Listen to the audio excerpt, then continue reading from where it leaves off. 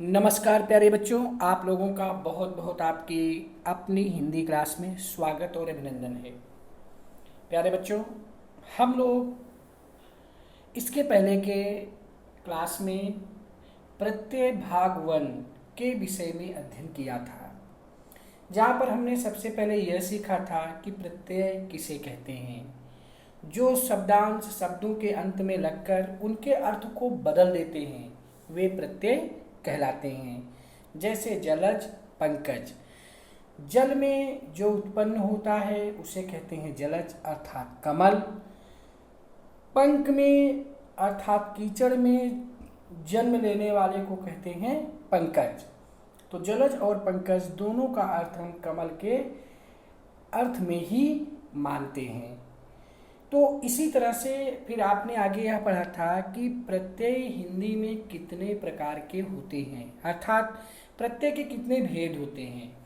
तो आपने यह पढ़ा था कि प्रत्यय के 2 भेद होते हैं, कृत प्रत्यय और तद्धित प्रत्यय। कृत प्रत्यय धातुओं या क्रियाओं से लगते हैं, संज्ञा या विशेषण शब्द बनाते हैं। तद्धित प्रत्यय संज्ञा, विशेषण, अव्यय आदि से बनते हैं और संज्ञा विशेषण शब्द बनाते हैं। यानी कृत प्रत्यय से बनने वाले शब्द को हम कृदंत कहते हैं और तद्धित प्रत्यय से बनने वाले शब्द को हम तद्धितांत कहते हैं। तो इस तरह से हमारा यहाँ पर 4 प्रश्न बनता है। सबसे पहला प्रश्न तो ये बनता है कि हिंदी में प्रत्यय कितने प्रकार के होते हैं। तो हमारा उत्तर क्या होगा? हिंदी में प्रत्यय 2 प्रकार के होते हैं, एक कृत प्रत्यय और दूसरा तद्धित प्रत्यय। फिर हमारा प्रश्न बनता है कि कृत प्रत्यय किसे कहते हैं। जो प्रत्यय धातुओं के अंत में लगते हैं वे कृत प्रत्यय कहलाते हैं और कृत प्रत्यय के योग से बनने वाले शब्दों को हम कृदंत प्रत्यय कहते हैं। इसके बाद फिर हमारा प्रश्न बनता है कि तद्धित प्रत्यय किसे कहते हैं। तो जिन शब्दों से संज्ञा, विशेषण, अव्यय आदि शब्द बनते हैं उसे हम संज्ञा, विशेषण, तद्धित प्रत्यय कहते हैं। कृत प्रत्यय से बनने वाले शब्द को हम कृदंत कहते हैं। हमारा अगला प्रश्न जो बनता है कि कृदंत प्रत्यय किसे कहते हैं, तो इसका उत्तर है कि जो प्रत्यय धातुओं के अंत में लगते हैं वे कृत प्रत्यय कहलाते हैं और कृत प्रत्यय के योग से जो शब्द बनते हैं वो कृदंत प्रत्यय कहलाते हैं। तद्धितांत प्रत्यय किसे कहते हैं, हमारा अगला प्रश्न बनता है। तो तद्धित प्रत्ययों से बनने वाले शब्द को हम तद्धितांत प्रत्यय कहते हैं। तो इस तरह से फिर हम लोगों ने यहाँ पर तद्धित प्रत्यय और कृत प्रत्यय के विषय में अध्ययन किया था। इसके बाद फिर अब हम लोग आज की इस क्लास में कृत प्रत्यय के अंतर्गत जो इसके 5 भेद हैं, हम इसके 5 भेदों की ही विषय में आज की इस क्लास में अध्ययन करेंगे। तो कृत प्रत्यय के कितने भेद होते हैं, हमारा प्रश्न है यह कि कृत प्रत्यय के कितने भेद होते हैं या कृत प्रत्यय को कितने भागों में बांटा गया है। तो हमारा उत्तर है कि कृत प्रत्यय को 5 भागों में विभाजित किया गया है। कर्तृवाचक कृत प्रत्यय, कर्मवाचक कृत प्रत्यय, करणवाचक कृत प्रत्यय, भाववाचक कृत प्रत्यय, क्रियावाचक कृत प्रत्यय। कर्तृवाचक कृत प्रत्यय क्या है? यानी क्रिया के कर्ता का बोध कराते हैं।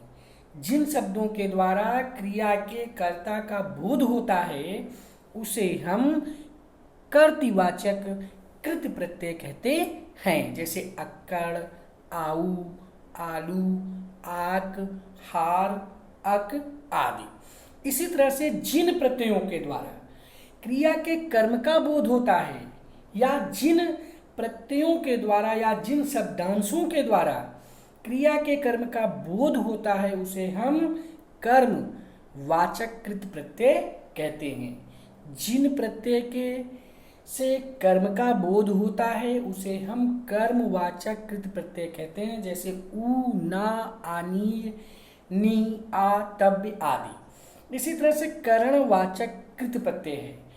जिन प्रत्ययों से क्रिया के साधन का बोध होता है उसे हम करणवाचक कृत प्रत्यय कहते हैं, जैसे अन, आनी, औटी आदि। भाववाचक कृत प्रत्यय क्रिया की प्रक्रिया या भाव को जिन प्रत्ययों के द्वारा प्रकट किया जाता है उन्हें हम भाववाचक कृत प्रत्यय कहते हैं, जैसे आ, आई, आप, आहट, ई, नी आदि। जिन प्रत्ययों से क्रिया का बोध होता है उसे हम क्रियावाचक कृत प्रत्यय कहते हैं, जैसे ता, कर या आदि। इसके बाद फिर अब इन प्रत्ययों से जो शब्द बनते हैं हम उसका उदाहरण के रूप में भी अध्ययन करेंगे। तो कृत प्रत्यय को 5 भागों में बांटा गया है। पहला, जो 5 भागों में कृत प्रत्यय को बांटा गया है वो इस प्रकार है। कर्तृवाचक कृत प्रत्यय, इसमें जिन प्रत्यय शब्द से क्रिया के कर्ता का बोध होता है उसे हम कर्तृवाचक कृत प्रत्यय कहते हैं। जैसे लड़ में जब हम आका प्रत्यय जोड़ते हैं तो हमारा लड़ाका बनता है। खेल में जब हम आड़ी प्रत्यय जोड़ते हैं तो हमारा खिलाड़ी बनता है। तो लड़ाका और खिलाड़ी ये क्रिया के कर्ता का बोध कराते हैं, इसलिए ये कर्तृवाचक कृत प्रत्यय कहलाते हैं। ठीक इसी तरह से कर्मवाचक कृत प्रत्यय, जिन प्रत्ययों के द्वारा क्रिया के कर्म का ज्ञान कराया जाता है उसे हम कर्मवाचक कृत प्रत्यय कहते हैं। जैसे गा में जब हम ना प्रत्यय को जोड़ेंगे तो हमारा बन जाएगा गाना।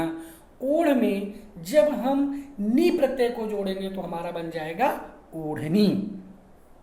इस तरह से यहाँ पर यह ध्यान देना आवश्यक है कि जिन प्रत्ययों से कर्म का ज्ञान कराया जाता है, यह नहीं कि जिन प्रत्ययों से कर्म को बताया जाता है या जिन प्रत्यय से क्रिया के कर्म को बताया जाता है उसे हम कर्मवाचक कृत प्रत्यय कहते हैं, जैसे गाना और ओढ़नी। जिन प्रत्ययों के द्वारा क्रिया के साधन का बोध कराया जाता है उसे हम करणवाचक कृत प्रत्यय कहते हैं। जैसे खेल में जब हम औना प्रत्यय जोड़ देंगे तो हमारा बन जाएगा खिलौना। खिलौना खेलने का एक साधन है। इसी तरह से मथ में जब हम आनी प्रत्यय जोड़ेंगे तो हमारा बन जाएगा मथानी। मथानी दूध को मिलाने का एक साधन है या दूध को मथने का, दही को मथने का एक साधन है। तो इस तरह से हमारा खेल में जब हम औना प्रत्यय लगाते हैं तो हमारा खिलौना बनता है। अब मथ में जब हम आनी प्रत्यय लगा देते हैं तो हमारा मथानी बनता है। इसके बाद भाववाचक कृत प्रत्यय, क्रिया की प्रक्रिया या भाव को जिन प्रत्ययों के द्वारा प्रकट किया जाता है उसे हम भाववाचक कृत प्रत्यय कहते हैं। जैसे थक में जब हम आन प्रत्यय जोड़ते हैं तो हमारा बन जाता है थकान। इसी तरह लिख में जब हम आवट प्रत्यय जोड़ते हैं तो वहाँ हमारा बन जाता है लिखावट। इसके बाद क्रिया का बोध कराने वाले को क्रियावाचक कृत प्रत्यय कहते हैं। जैसे हंस क्रिया में जब हम ता प्रत्यय जोड़ते हैं तो हमारा बन जाता है हंसता।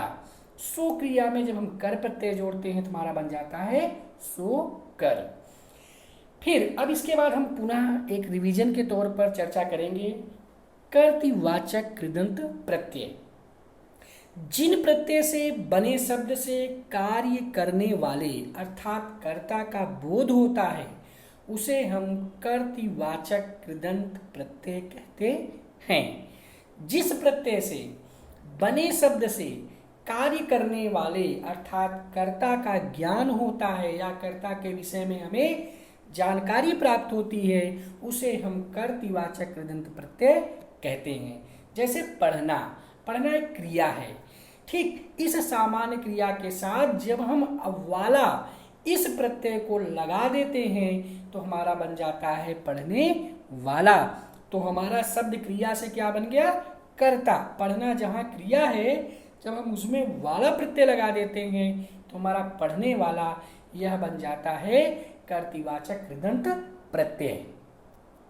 ठीक इसी प्रकार से वाला प्रत्यय से बनता है हमारा पढ़ने वाला, लिखने वाला, रखवाला। आऊ प्रत्यय से बिकाऊ, टिकाऊ, चलाऊ। आका प्रत्यय से लड़ाका, धड़ाका, धमाका। हारा प्रत्यय से राखनहारा, खेवनहारा, पालनहारा। आक प्रत्यय से तैराक। आड़ी प्रत्यय से अनाड़ी, खिलाड़ी, अगाड़ी इत्यादि शब्द बनते हैं। इसके बाद फिर आलू प्रत्यय से आलू, झगड़ालू, दयालु, कृपालु। एरा प्रत्यय से लुटेरा, सपेरा। अय्या प्रत्यय से गवैया, रखवैया, लुटैया। ऊ प्रत्यय से उड़ाऊ, कमाऊ, खाऊ। ईया प्रत्यय से बढ़िया, घटिया। अक प्रत्यय से धावक, सहायक, पालक इत्यादि शब्द बनते हैं। इसके बाद जो अगला भेद है वह है कृदंत प्रत्यय का कर्मवाचक कृदंत प्रत्यय। जिन प्रत्यय या जिस प्रत्यय से बने शब्द से किसी कर्म का बोध होता है या किसी कर्म का ज्ञान होता है उसे हम कर्मवाचक कृदंत प्रत्यय कहते हैं। जैसे गा में जब हम ना प्रत्यय को लगाते हैं तो हमारा बन जाता है गाना। सूंघ में जब हम ना प्रत्यय को लगाते हैं तो हमारा बन जाता है सूंघना। इसी तरह से बिछ में जब हम औना प्रत्यय लगाते हैं तो हमारा बन जाता है बिछौना। ये सभी उदाहरण हमारे कर्मवाचक कृदंत प्रत्यय से संबंधित हैं। इसके बाद तीसरा जो कृत प्रत्यय का भेद है वह है करणवाचक कृदंत प्रत्यय। जिस प्रत्यय से बने शब्द से क्रिया के साधन अर्थात करण का बोध होता है उसे हम करणवाचक कृदंत प्रत्यय कहते हैं। जैसे रेत में जब हम ई प्रत्यय को लगाते हैं तो हमारा बन जाता है रेती। ठीक इसी तरह से जब हम आ प्रत्यय को भटक शब्द में लगाते हैं तो बन जाता है भटका। भूल शब्द में लगाते हैं तो भूला। झूल शब्द में लगाते हैं तो झूला बन जाता है। ठीक इसी तरह से झाड़ शब्द में जब हम ऊ प्रत्यय को लगाते हैं तो हमारा बन जाता है झाड़ू। इसी तरह से धौकन, धौक में जब हम नी प्रत्यय लगाते हैं तो हमारा बन जाता है धौकनी। कर्तन में जब हम नी प्रत्यय लगाते हैं तो बनता है हमारा कर्तनी। सुमिरन में जब हम नी प्रत्यय लगाते हैं तो बन जाता है हमारा सुमिरनी। इसी तरह से ई प्रत्यय, रेत में ई प्रत्यय लगाते हैं तो रेती। फांस में ई प्रत्यय लगाते हैं तो फांसी। भार में ई प्रत्यय लगाते हैं तो भारी शब्द बनता है। ठीक इसी प्रकार से ना प्रत्यय, बेल में जब हम ना प्रत्यय लगाते हैं तो बेलन बन जाता है। झाड़ में जब हम ना प्रत्यय लगाते हैं तो झाड़न बन जाता है। और बंध में जब हम ना प्रत्यय लगाते हैं तो हमारा बंधन शब्द बन जाता है। इसके बाद फिर कृत प्रत्यय का अगला भेद है भाववाचक कृदंत प्रत्यय। कृदंत प्रत्यय जिस प्रत्यय से बने शब्द से भाव अर्थात क्रिया के व्यापार का बोध होता है उसे भाववाचक कृदंत प्रत्यय कहते हैं।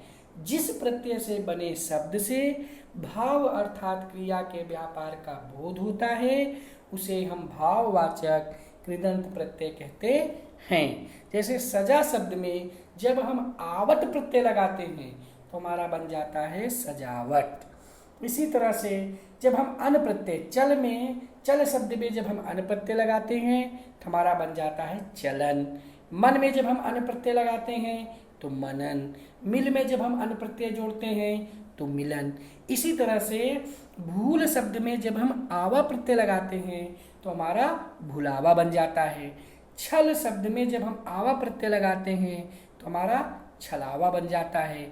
दिख शब्द में जब हम आवा प्रत्यय लगाते हैं तो दिखावा बन जाता है। ठीक इसी तरह से आई प्रत्यय की बात करते हैं।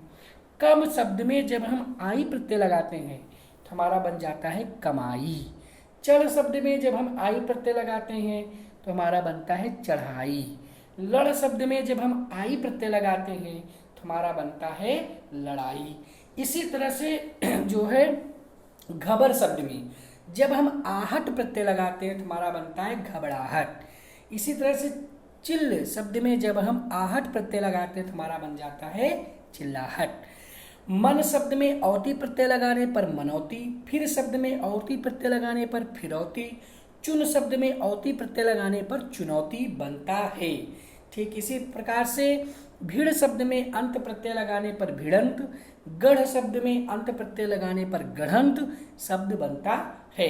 इसी तरह से सजा शब्द में जब हम आवट प्रत्यय लगाते हैं तो सजावट, बना शब्द में जब हम आवट प्रत्यय लगाते हैं तो बनावट, रुका शब्द में जब हम आवट प्रत्यय लगाते हैं तो हमारा रुकावट शब्द बनता है। इसके बाद क्रियावाचक कृदंत प्रत्यय कृत प्रत्यय का अगला भेद है। जिस प्रत्यय से बने शब्द से क्रिया के होने का भाव प्रकट हो उसे हम क्रियावाचक कृदंत प्रत्यय कहते हैं। जिस प्रत्यय से बने शब्द से क्रिया के होने का भाव प्रकट होता है उसे हम क्रियावाचक कृदंत प्रत्यय कहते हैं। जैसे भागता हुआ, लिखता हुआ आदि। इसमें मूल धातु के साथ ता लगाकर बाद में हुआ लगा देते हैं। लगा देने से वर्तमान कालिक क्रियावाचक कृदंत प्रत्यय बन जाता है। जैसे उदाहरण के लिए डूब शब्द है, जब हम उसमें ता प्रत्यय लगाएंगे तो बन जाएगा हमारा डूबता, और जब हम उसमें हुआ जोड़ देंगे तो डूबता हुआ। इसी तरह से बहता हुआ, रमता हुआ, चलता हुआ। तो इसमें डूब, बह, रम और चल ये मूल शब्द हैं। और इसमें जब हम ता प्रत्यय लगा देते हैं तो डूबता, बहता, रमता और चलता हमारा शब्द बन जाता है। इसी तरह से खो और बो ये शब्द है, जब अब इसमें या प्रत्यय लगा देते हैं तो हमारा खोया और बोया शब्द बन जाता है। ठीक इसी तरह से जा और देख ये मूल शब्द हैं, जब हम इसमें कर शब्द को लगा देते हैं तो हमारा बन जाता है जाकर और देखकर। ठीक इसी तरह से हमारे जो है ये सभी जो है वो क्रिया वाचक कृदंत प्रत्यय के अंतर्गत आते हैं। तो इस तरह से प्यारे बच्चों हम लोगों ने यहाँ पर यह पढ़ा कि जो प्रत्यय है वह प्रत्यय दो प्रकार का होता है, और उन दो प्रकार के प्रत्ययों में पहला है हमारा कृत प्रत्यय और दूसरा है हमारा तद्धित प्रत्यय।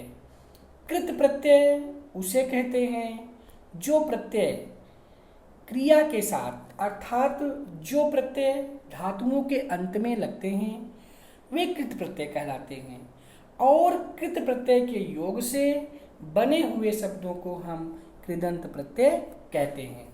और शब्दों से संज्ञा, विशेषण, अव्यय आदि जो शब्द बनते हैं उन्हें हम तद्धित प्रत्यय कहते हैं। ठीक, तो क्रियाकृत प्रत्यय से बनने वाले शब्द हमारे कृदंत होते हैं और तद्धित प्रत्यय से बनने वाले शब्द हमारे तद्धित अर्थात तद्धितांत होते हैं। फिर जो यह कृत प्रत्यय है, इस कृत प्रत्यय को 5 भागों में विभाजित किया गया है, या हम यह कह सकते हैं कृत प्रत्यय के 5 भेद होते हैं। कर्तृवाचक कृत प्रत्यय, कर्मवाचक कृत प्रत्यय, करणवाचक कृत प्रत्यय, भाववाचक कृत प्रत्यय, क्रियावाचक कृत प्रत्यय। इसके बाद फिर आपने कृत प्रत्यय के विषय में पढ़ा कि जिस प्रत्यय से बने शब्द से कार्य करने वाले अर्थात कर्ता का बोध होता है वह कर्तृवाचक कृदंत प्रत्यय कहलाता है। जैसे पढ़ना क्रिया में जब हम वाला प्रत्यय लगा देते हैं तो पढ़ने वाला, लिखने वाला, रखवाला। इसी तरह से बिकाऊ, टिकाऊ, चलाऊ, लड़ाका, धमाका, राखनहारा से खेवनहारा, पालनहारा, तैलाक इत्यादि बनते हैं। इसके बाद फिर कृत प्रत्यय का जो दूसरा भेद है वह है कर्मवाचक कृदंत प्रत्यय। जिस प्रत्यय से बने शब्द से किसी कर्म का बोध होता है उसे हम कर्मवाचक कृदंत प्रत्यय कहते हैं। जैसे गा में जब हम ना प्रत्यय लगाते हैं तो हमारा बन जाता है गाना। इसी तरह से सूंघ शब्द में जब हम ना प्रत्यय लगाते हैं तो हमारा बन जाता है सूंघना, और बिछ में जब हम औना प्रत्यय लगाते हैं तो हमारा बन जाता है बिछौना। इसके बाद कृत प्रत्यय का अगला भेद है वह है करणवाचक कृदंत प्रत्यय। जिस प्रत्यय से बने शब्द के से क्रिया के साधन अर्थात करण का बोध होता है उसे करणवाचक कृदंत प्रत्यय कहते हैं। जैसे रेत में जब हम ई प्रत्यय लगाते हैं तो हमारा बन जाता है रेती। इसी तरह से भूला, भट, भट, भूल और झूल शब्द में जब हम आ प्रत्यय लगाते हैं तो भटक में जब आ प्रत्यय लगाएंगे तो हमारा बन जाएगा भटका, भूल में आ प्रत्यय लगाएंगे तो भूला और झूल में आ प्रत्यय लगाएं तो झूला। इस तरह से हमारा बनता है। फिर कृत प्रत्यय का अगला भेद है भाववाचक कृदंत प्रत्यय। जिस प्रत्यय से बने शब्द से भाव अर्थात क्रिया के व्यापार का बोध होता है उसे हम भाववाचक कृत प्रत्यय कहते हैं। जैसे सजा में जब हम आवट प्रत्यय लगाते हैं तो हमारा बन जाता है सजावट। इसी तरह से चलन, मनन, चिंतन, भुलावा, छलावा, दिखावा, चढ़ाई, कमाई, लड़ाई, घबराहट, चिल्लाहट इत्यादि शब्द हमारे बनते हैं। फिर इसके बाद कृत प्रत्यय का अगला भेद है क्रियावाचक कृदंत प्रत्यय। जिस प्रत्यय से बने शब्द से क्रिया के होने का भाव प्रकट होता है वह क्रियावाचक कृदंत प्रत्यय कहलाता है। जैसे भागता हुआ, लिखता हुआ, इसमें मूल शब्द के साथ ता प्रत्यय को लगा करके उसमें हुआ शब्द जोड़ दिया जाता है तो वह वर्तमान कालिक क्रियावाचक कृदंत प्रत्यय बन जाता है। जैसे डूबता, बहता, रमता, चलता, खोया, बोया, जाकर, देखकर, सूखा, भूखा, बैठा हुआ, दौड़ना और सोना, या हुआ, आता हुआ, पढ़ता हुआ इत्यादि शब्द इसके बनते हैं। तो इस तरह से प्यारे बच्चों हम लोगों ने प्रत्यय के अंतर्गत इसके द्वितीय भाग का आज अध्ययन किया। आज के लिए बस इतना ही। अब हम लोग अपने नेक्स्ट वीडियो में मिलेंगे तद्धित प्रत्यय के साथ। तब तक के लिए बाय बाय।